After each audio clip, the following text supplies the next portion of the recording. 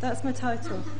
Sorry, that's my title. I just told you that, and this is a nice animation to look at. So Bartlett's. Do people know Bartlett's book? It's become famous for a story called The War of the Ghosts, and it's about how people reported the story in different ways when they had to retell it. But he did actually do a lot of things with drawings as well, which seem to be less talked about. And unfortunately, I don't think many of them actually exist now, the actual drawings that were done. We had people copy drawings from memory, whereas in my experiment, they copied them from observation. I thought that might go again. Never mind. So also, this is an illustration of one of Bartlett's experiments, which is reproduced in a also very well-known art history book by Gombrich called Art and Illusion. And Gombrich uses the same example. I've actually written down this a quote from it, which is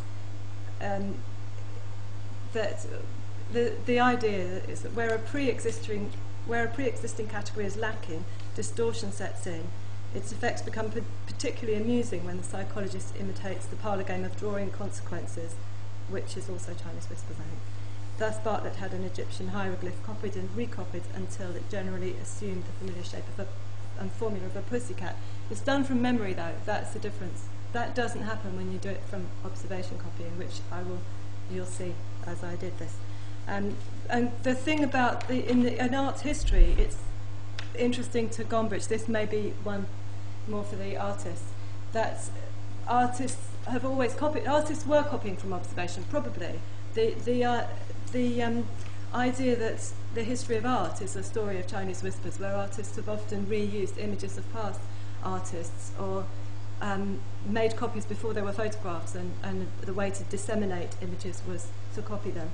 And so the idea that art history kind of evolved through this transmission process is fairly reasonable assumption. But Gombrich is demonstrating here something called will to form, which I don't know if that's a psychology term or if he made it up, but the idea that these are Celtic kind of images taking,